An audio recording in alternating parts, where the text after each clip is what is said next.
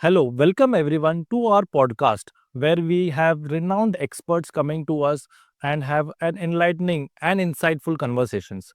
Today we have a Pilates expert with us, Cloe Sommadossi, who's an Pilates expert and an international Pilates instructor. She's the founder of the Pilates Academy, which is in Dubai and Mumbai. Also, they have franchises worldwide. Let's lie into some alternative questions. What is Pilates? Everybody wants to know what Pilates is. Because it's a new form exercise for everyone. You tell us from your perspective what Pilates. So, first of all, Pilates is not necessarily a new form of exercise because it was created more than 100 years. But there is a wave in the fitness industry that is welcoming Pilates more and more. And more people are becoming excited about it. Pilates is a discipline. And as a discipline, it could be described as karate or judo or gymnastics. As such discipline, it has a fundamental principles. So it's not a form of fitness. It's actually a proper discipline. As such, what are the principles of Pilates? The first principle is the foundation or anatomical and biomechanical principles that Pilates stands from. So Joseph Pilates, the inventor, is discipline that at the beginning was called contrology, actually decided to study the human body, anatomy, biomechanics, posture, physiology, and from there, ideate a series of exercises that would just serve the body in optimizing its efficiency. So the discipline is one of the very few, if not the only one I know, that actually has as the only purpose to implement and increment the physical efficiency of the leg body.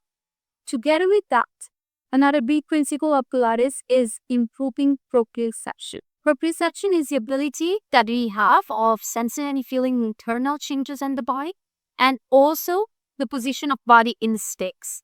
And as such, it can be defined as a mind-body mixed. Okay.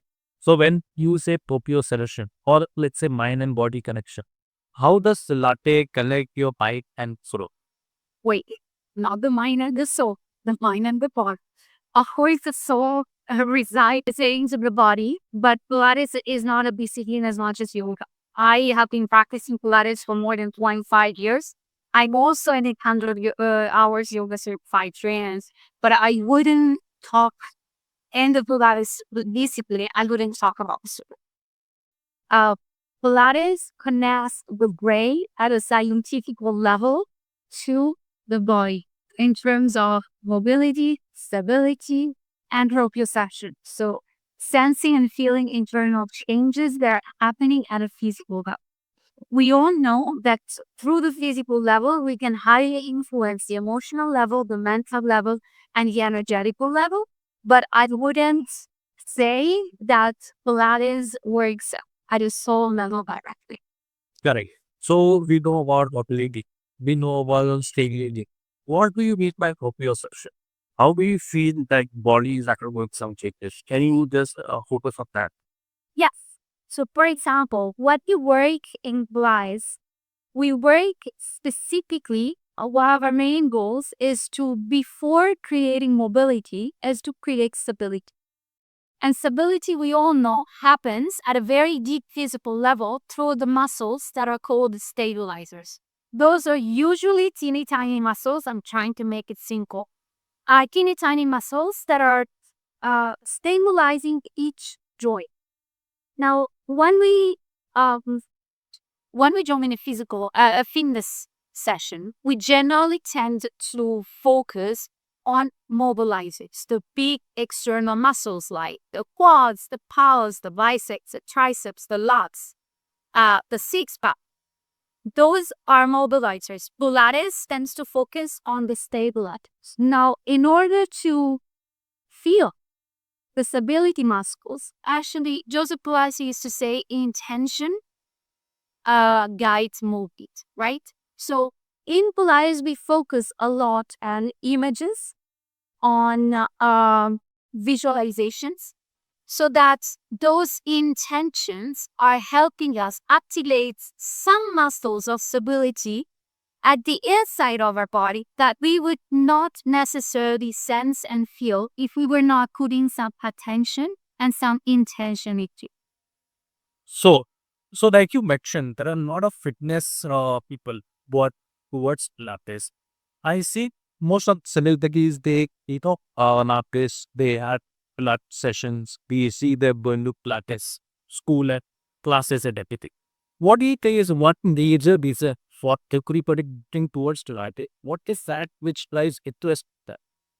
Actually, Pilates has been targeting or interesting the celebrities for a very long time. Hollywood stars used to do Pilates many, many years ago. Uh, I think what is qualifying Pilates as a discipline, if you look at, I always believe function is just form is just a result of function. All swimmers look the same, all runners look the same, all bodybuilders look the same, and all Pilates teachers look the same. We all tend to be quite flexible, quite lean, with a flat abdomen, a strong core, and a great posture because we use the body in a very efficient and intelligent way.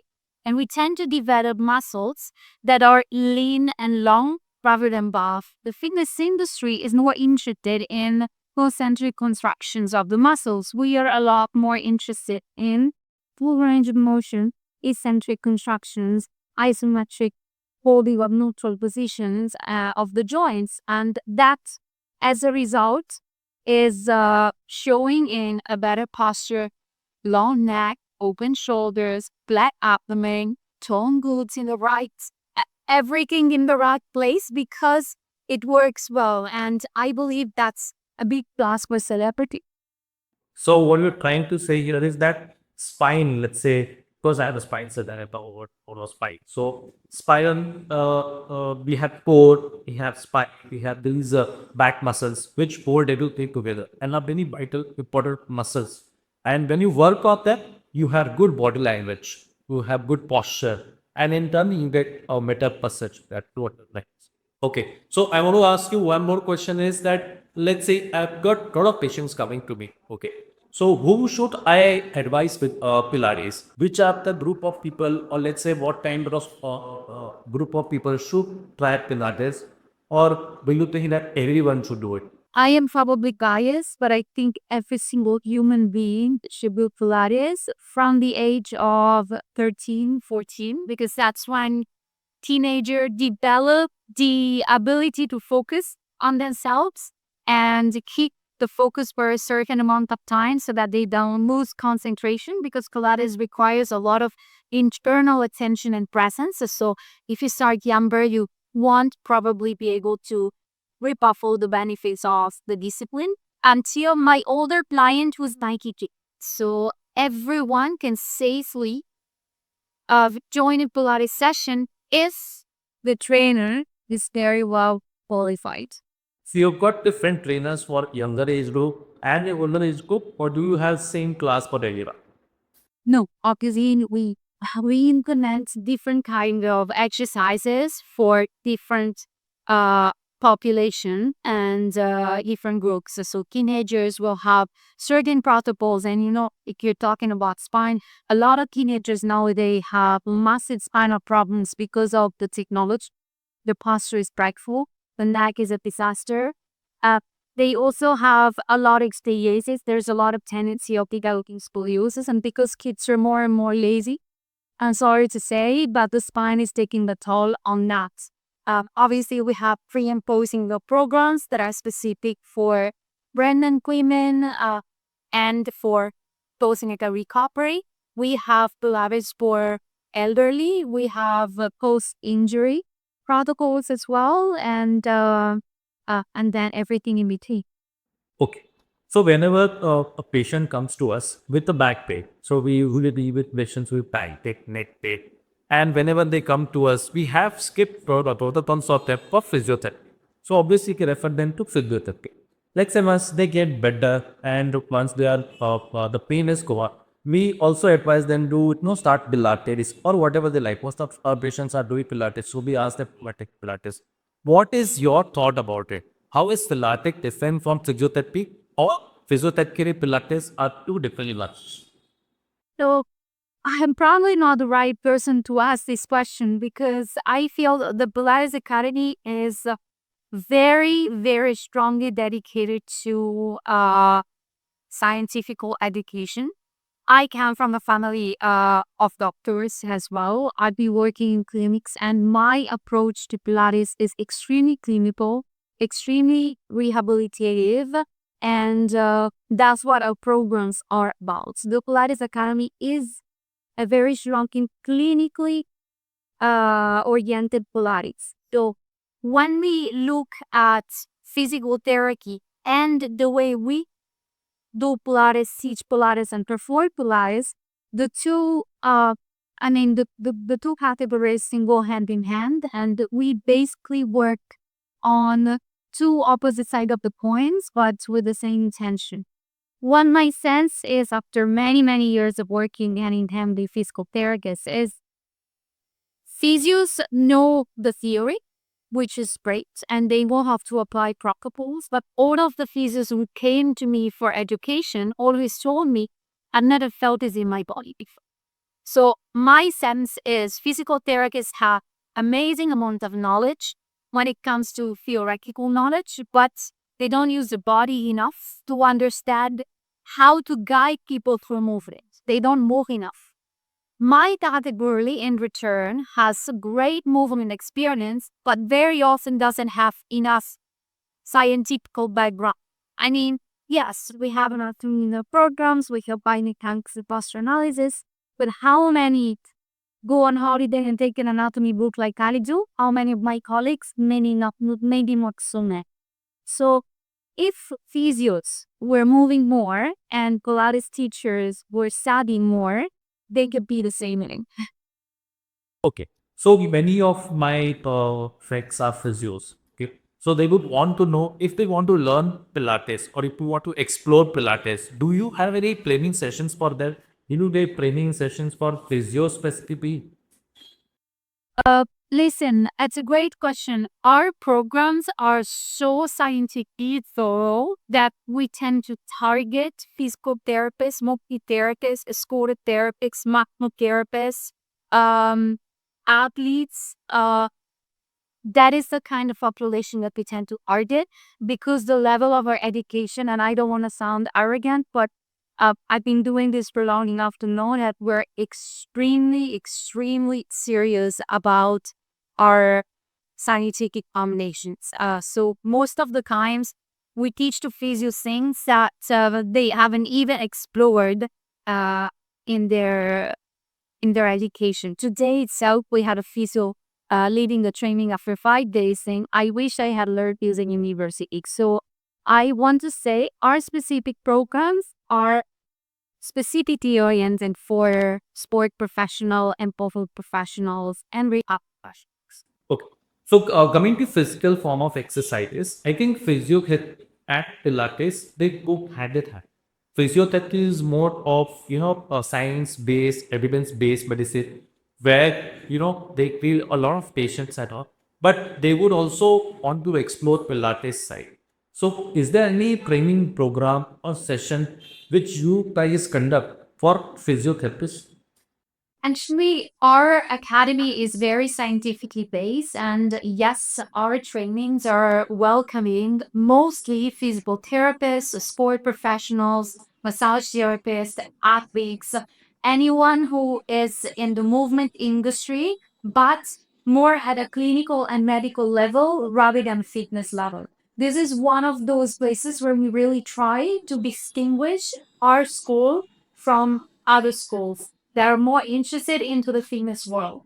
Uh, Not only we target physical therapists and rehabilitation professionals in our trainings, but we are also achieving saying this, but we're also developing a specific piece of equipment that is designed for physical therapists to introduce into clinics so that they can actually apply most of the Pilates exercises and protocols for rehabilitation with specific courses and trainings that are developed by Pilates master trainers, they are also physical therapists, osteopaths, and massage therapists.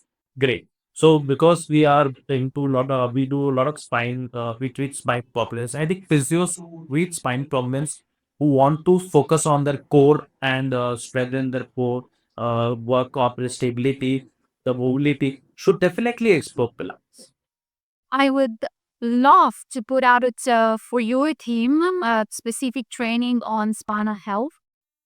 You should know that Pilates is one of the very few disciplines or movement disciplines, very few, that actually work all the postural muscles around the spine in an eccentric contraction so that we create a decompression of the intravertebral disc and we teach our postural muscles to elongate instead of just contract. So the Pilates benefits on the spine are unharmed. So let me also tell you that we at One Spine, we have chin or clinics. Whenever we get patients, we promote them to exercise. So physical activity remains the mainstay in our treatment protocols. Whenever patient comes to us with some chronic pain, we do not we encourage that to do some kind of physical activity.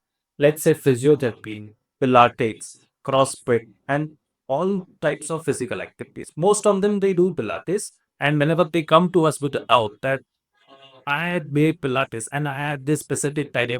Should I do Pilates or should I discard it there? I usually then I just assess them and everything, and usually I promote them. I ask them to continue the Pilates with the physiotherapy. First of all, it really warms up my heart to know that a clinic of orthopedic surgeons is actually promoting a lot more movement than it's promoting surgery. And I will thank you so much because this is unheard and unseen. In general, orthopedic surgeons tend to promote surgery before promoting anything else. And this is one of those points where my colleagues and I feel uh, that we don't get enough credibility from the medical field and we don't get enough trust from the medical field. So thank you for creating a better culture because as you are trying to promote to your clients and to your patients, movement is always a good solution. The only problem is how safe it is and how it's performed. It's not the what, it's the how. Our human body is physiologically designing to move. Only staying on a chair or in a bag or standing all day is not creating solutions for the body. The only solution is coming from moving the body and safe in a healthy way.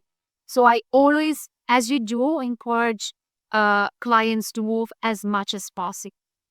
So I always keep telling everyone, right? Penseri, a collaboration with a lot of Pilates studios, gyms, fitness centers, yoga centers. A lot of them are, a collaboration with One Spine.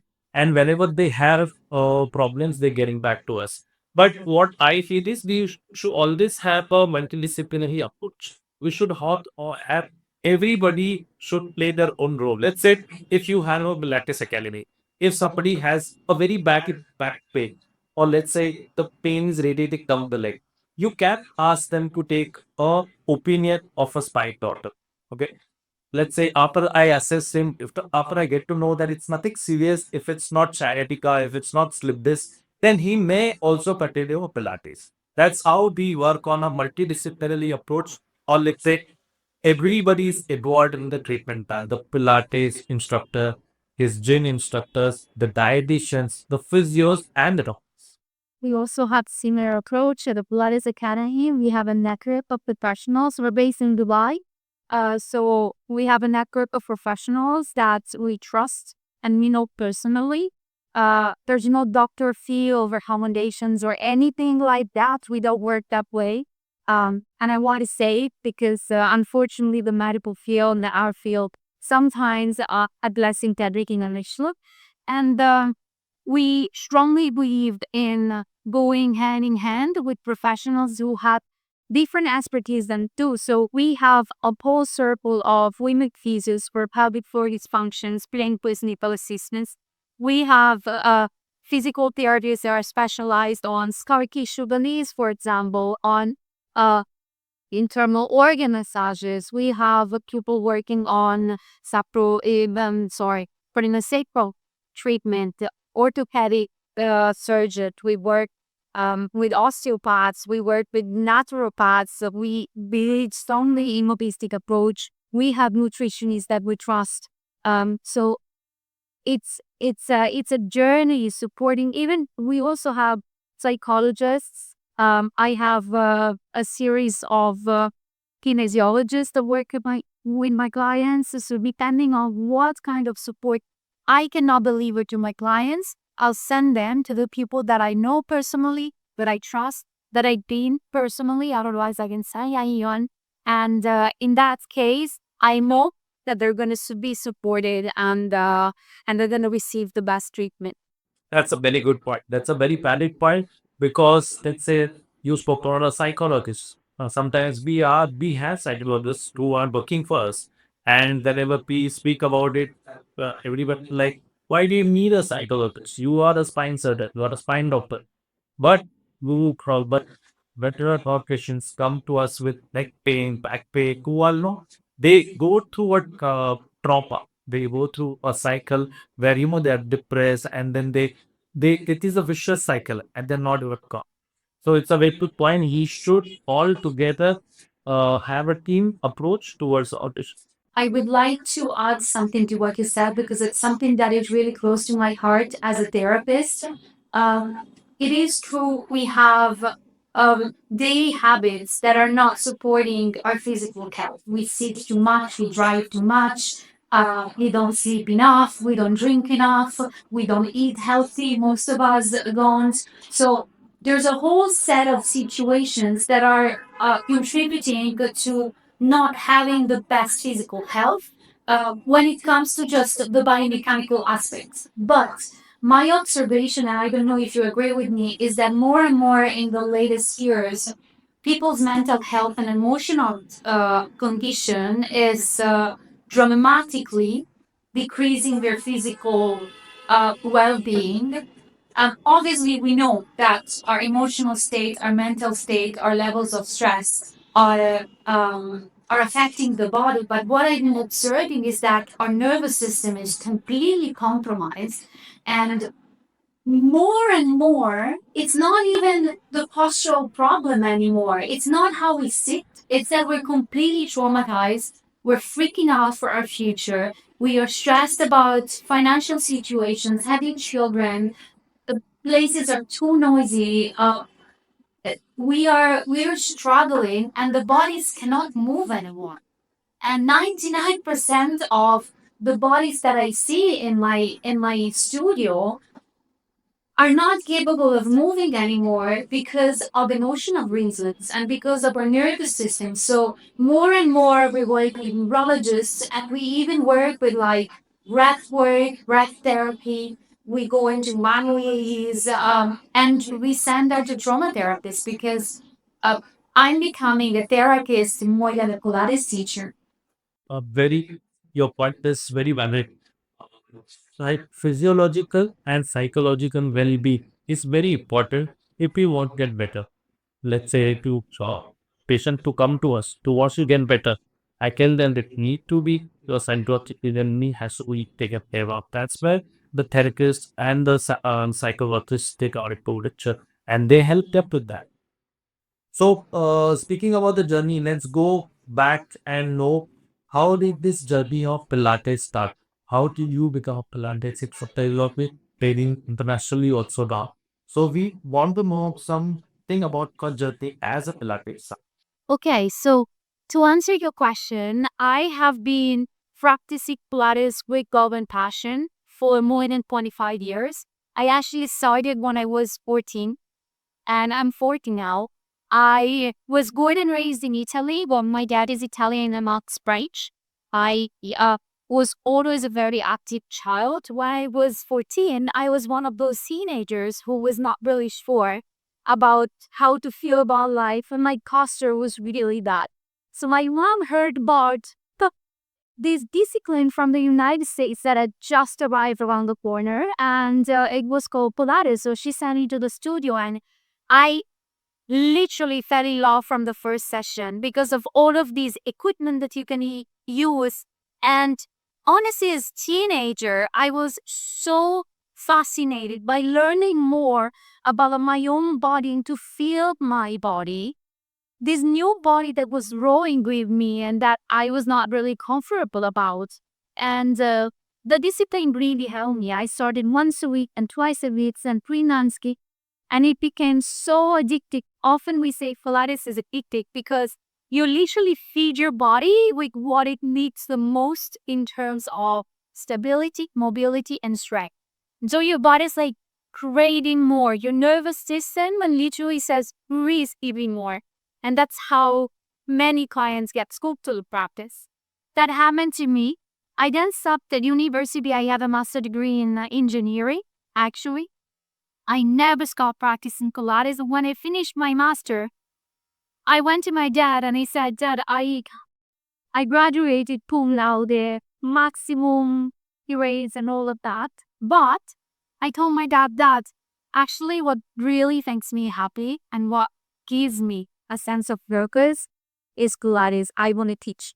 My dad didn't speak to me for 9 months after it. He was quite disappointed. But I have to say, I'm really happy and full of my heart because today I have been teaching more than 30,000 hours of Pilates sessions, classes, seminars, education, conventions, and it is literally my life mission. Moving people, helping people move better with more awareness and more love for this body, which we believe is just how do you say, it's just a container, but we don't understand that this container is the only representation of the cells. It's not like I live inside my body, it's I am my body. And what I love about Pilates, sorry for digressing, but the physical aspect can really have accessing all of the other aspects of the self. So through the physical, as much as let me give an example too, is not a, a movement professional. You know how when you're sad, your posture changes. When you're happy, the posture opens up. When you're stressed, your shoulders drop. So whenever we're feeling a certain emotion in the body, our posture is changing. So emotions change the physique.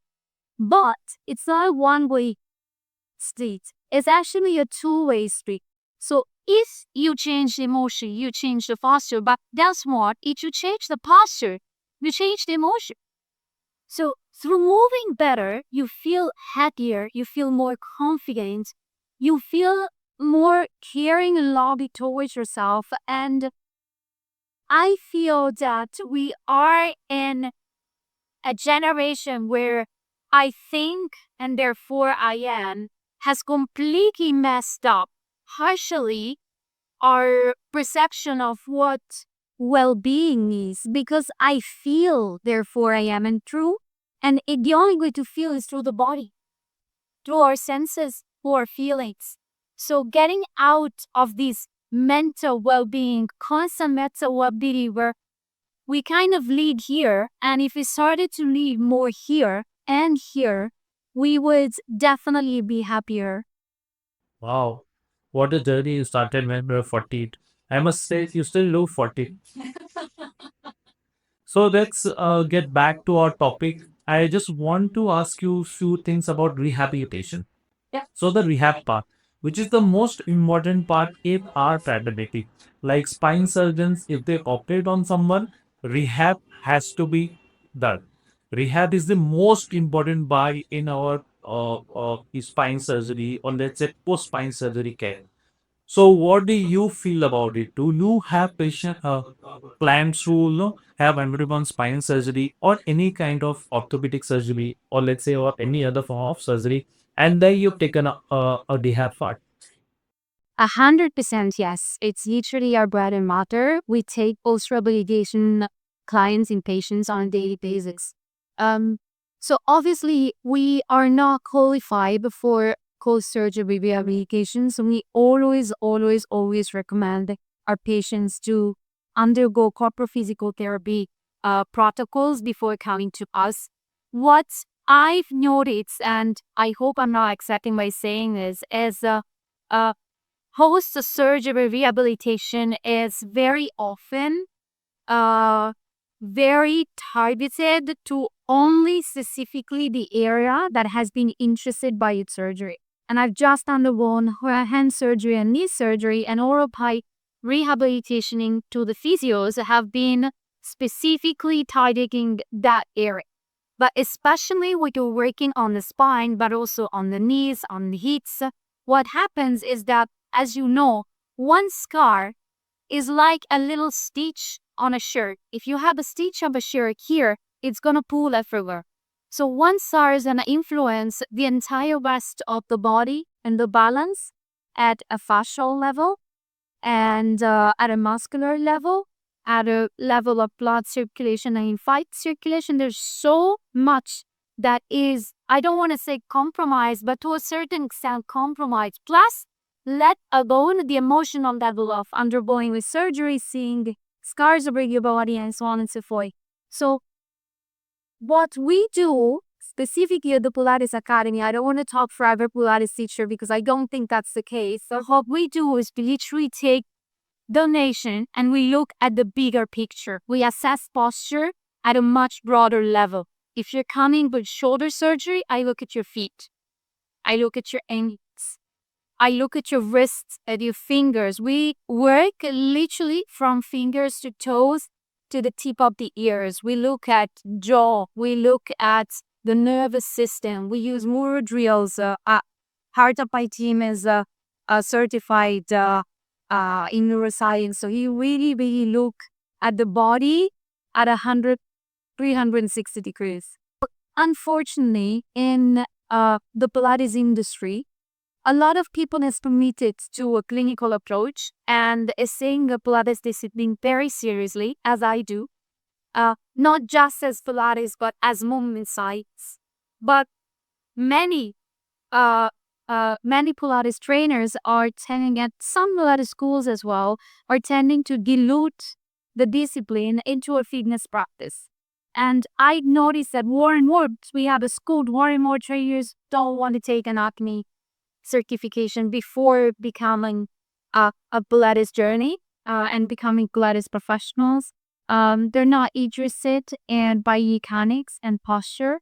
And it's becoming more and more difficult for us to maintain a certain level for the Pilates name and the discipline in the industry. So can I ask you and all of your colleagues from the medical field, before you recommend the someone to Pilates trainer, can you ask it a few questions?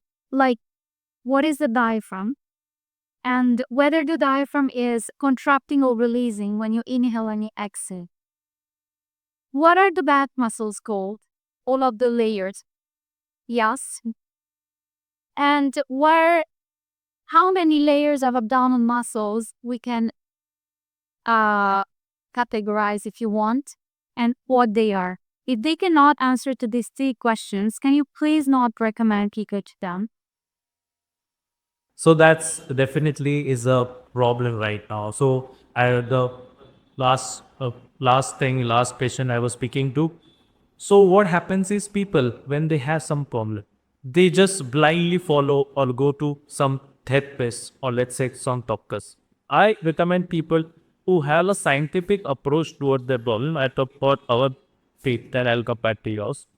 That whenever a patient has a problem, I tell that you should always look for a scientific approach. That's number one. Second, you should always check a doctor's degree or from where he's passed his medical license and uses a board certified. Right in India, we have a board. It uses a board certified doctor.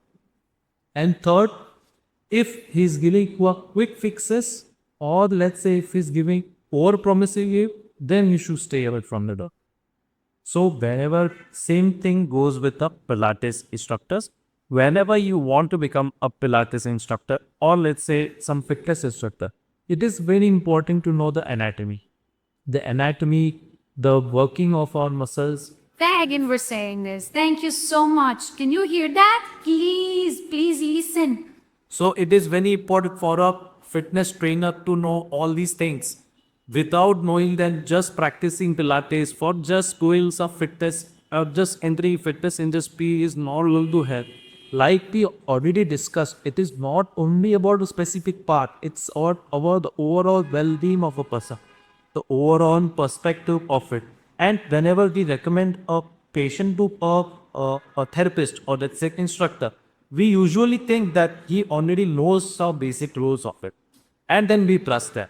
So if you know the anatomy, if you know the basic structure and basic science behind it, basic science behind exercises will be on the same page. And that it will be a team approach and it will give a better, better understanding of the patient to all of us. Thank you for saying yes, because I feel like most of the patients should also be educated on how to make sure that the professionals that they pay, that they take time to go and they trust with their health and their safety are actually qualified, or even if they're qualified but are actually knowledgeable enough to uh, sell their services first of all, and also to help them really get that. So good that brought this point in this podcast. This podcast is for awareness. So people should be aware of what exactly you should know, what exactly you should see in a Pilates instructor, what exactly you should see when you visit a doctor. And next time, I hope when they go and meet a Pilates instructor, they'll ask the basic two questions. Please do. And also remember, if you are approaching a movement expert, in order to be a movement expert, it should be someone who moves. If that person is not a mover, you shouldn't necessarily trust. You can trust who walks their toes. If I was 150 kilos selling you a Pilates program, there would be something that is not aligning, right? There's like a lack of integrity here. So I believe that you should, again, it's not a matter of body weight. You can be very knowledgeable and being a little bit overweight, but it's like going to a nutritionist and the nutritionist is like 40 kilos overweight. You can't trust that. To all my patients who have advised to be fit and also try. So, our audience wants to know whenever they go to a Pilates instructor, what are the few things they should see in that so that they start a Pilates? Well, first of all, they should make sure that the Pilates trainer is fully certified. Ideally, fully certified. Nowadays, at least in anatomy, movement foundation, mat work, and reformer. To become a fully certified trainer, you should always be certified in Cadillac, chairs, and rides. Many students are surprised about the cost of Pilates education, but the reason why certifying in Pilates is expensive is because it's a very long process, because it's a serious process and a serious journey, and it requires a lot of competencies. So our program is a 250 hours program of in-person sessions plus another at least 250 of observation, practice teaching, and personal practices. So it is a very intense journey and it's a very serious one. So if you're looking for a Pilates trainer, first of all, request what are the certifications that are holding. Second, to make sure that they have an anatomy certification that includes biomechanics and post-run analysis. So that's very important. Then you can ask them the few questions that I had suggested to make sure that they're really knowledgeable and they just didn't buy the piece of cake.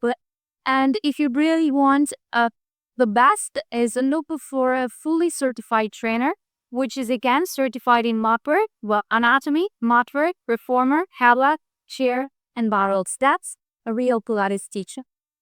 Oh, that's great. So, let's come back to spinal health. Uh, Pilates are a lot of post bed week, so the focus is on a lot of post bed. How does it help your spinal health? So Pilates focuses on the core in the sense that it's trying to create stability around the pelvis, the waist, and the rib cage in order to support the spine in an optimal way so that the extremities are free to move gracefully. In order to support the spine, we need to work mainly on the core muscles. The big question is, what is the core? What is this core?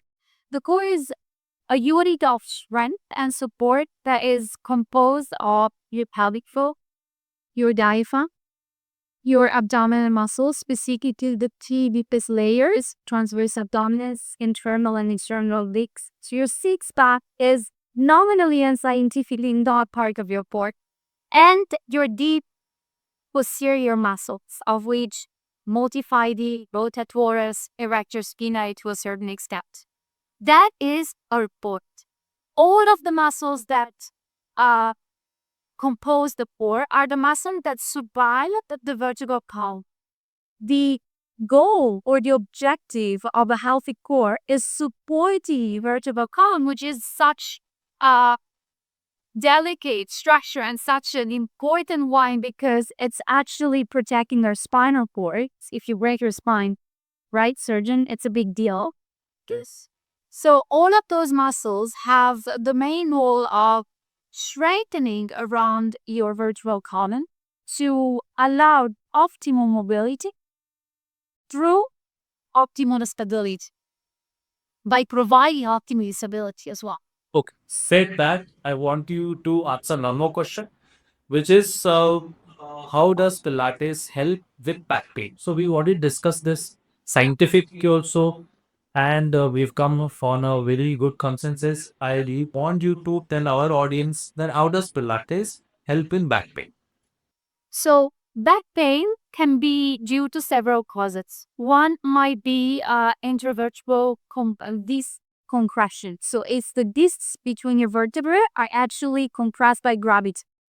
If that is the case, Pilates is really helping your spinal health by, as we said, creating the ability in the body to eccentrically work all of the postural muscles around your spine to learn to decompress the spine and give your intervertebral discs some space to breathe, hydrate, and work optimally without too much compression. It's, on the other hand, your back pain is due to hypertone of your back muscles. For example, your quadratus lumborum or tightness in your thoracolumbar fascia. If that is the case, then Pilates really helps because it's going to strengthen your front hind, so your deep abdominal muscles, and create enough coordination and enough support in the pelvic floor, in the waking grip, to release those muscles that are usually taking over all of the work because nobody else is doing it. When your pelvic floor loses functionality, when the breathing pattern gets compromised, and when the abdominal muscles are not working properly to support, then the only ones that can take over are actually the back muscles. And that you create postural imbalances and compensation patterns that create pain. If that's the case, then you should join a Pilates class. Strengthen your front line and get incredible benefits in terms of reducing that pain. So usually people who are having sedentary lifestyle, or let's say who have desk jobs, who should really think about joining Pilates because they work on core, their back muscles, which is really important for your spine. Once you have a strong core, strong back muscles, you will not have back pain and you can continue with whatever lifestyle. Because work from home, or let's say sitting desk job is very common in India, where people sit for more than 6 hours and they don't do exercise, or they don't have any physical activity, or they don't basic stretching also. For them, I think this is a very good takeaway message. One thing I want to ask you is what is the misconception in Pilates which you have highlighted here? There's many misconceptions. The first one is that Pilates is only for ladies or specifically housewives who have free mornings to go and have coffees with the girls and then go for a light session of stretching.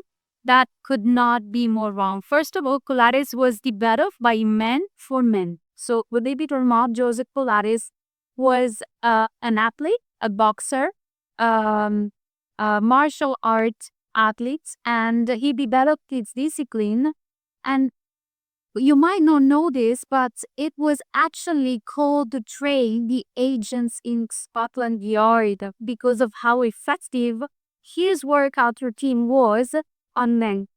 So the second misconception is that it's a form of stretching. It's definitely not. In Pilates, we work at full range of motion, at active full ranges. So we don't stretch. We actually mobilize actively, which is a completely different concept, and it creates completely different results and safety. It's not a form of stretching. It's actually making you sweat. It's intense. It's powerful. It's athletic, and you just need to try. So for all the boys who are watching this, you should definitely try Pilates. With this, I want to show you a video of boys who are trying Pilates for the very first time. I can't wait. So for the boys who are watching this, Pilates is not easy. They've got big muscles and pretty and everything, but they're struggling with Pilates.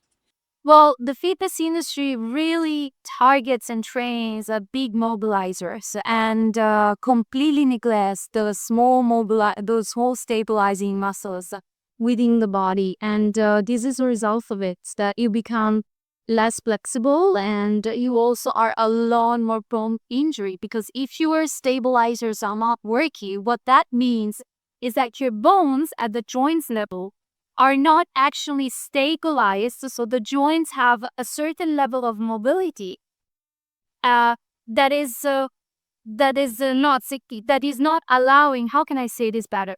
The joints have a certain level of mobility that should not necessarily be there. In order to be strong and fit, and to express a certain amount of power in the body, we need to have a strong internal structure that can sustain that effort and that power. So what happens in G's is that people think that they're strong because they picked 150 kilos or whatever, but their internal structure hasn't been taken care of. So it's like literally building the super abby structure onto very, very big foundations. And that's how the injuries happen most of the time. So please, if you want to become strong and improve your power and the strength, come to Pilates classes and you'll have a lot of fun, but you'll also be a lot safer in building up that strength. With this, we've come to end of our podcast. We'll take some myth busting session. So I'll ask you some questions. You have to bust the myth. So let's play a fun game of myth or fact. I'll give you several statements and you need to verify whether each of them is myth or a fact. Okay? So first, you need to be flexible to practice Pilates effectively. Not true. You need to build flexibility in order to practice Pilates effectively. Okay. Second, you need expensive equipments to do Pilates at home. Not true. You just can do it on a simple mat with very few props that nowadays are very accessible in terms of price. So reformers is not Pilates. Well, you don't need a reformer at home to do Pilates. That's what I mean. So third, Pilates helps in weight loss. Pilates does not help in weight loss in terms of being a form of aerobical exercise unless it's performed at a very advanced level, which is not the case for most people. But Pilates helps you build a relationship with your body that is so much more mindful that most of our clients start losing weight because they're taking better care of themselves. Good. Last is Pilates is a high impact workout that can lead to injury. No. So I would like to add up here. One thing I would like to always tell, whether it's Pilates or gym, first is you have to have your form correct. That is number one. Second, you need to go very slow on the weights. Let's say if you are first time in the gym, let's not jump to certain weights. You need to go slowly and gradually. And third is consistency. You need to be consistent. If you take care of these three things, I think you'll not have injuries in anywhere in gyms or let's have Pilates to be. Consistency in life is everything. So lastly, what message you would like to give our listeners about importance of movement and incorporating Pilates into their lives? I believe this is not really about incorporating Pilates, but it's about becoming more informed about movement in order to make better decisions. I strongly believe that knowledge gives you freedom. And I'm grateful that you're creating this series of podcasts so that people can be more aware, more informed, more educated about what's the truth behind movement and behind science of movement, and be maybe less influenced by fitness trends that are not as reliable and not as scientifically backed up. So please follow reliable information, believe in science, and move your body. Thank you. Thank you so much, Chloe. You have told us everything about Pilates. We've known your journey in Pilates, what Pilates is, how does it help your spine health, how does it help in strengthening the core, the back muscles, how injuries and Pilates are not sinking. The most important thing, the myth busting part, where not only it's not women centric, boys or men or any age group can do Pilates. So thank you so much. I hope that this information we were able to spread awareness and improve spine health for all. Thank you so much for trusting me and having me here.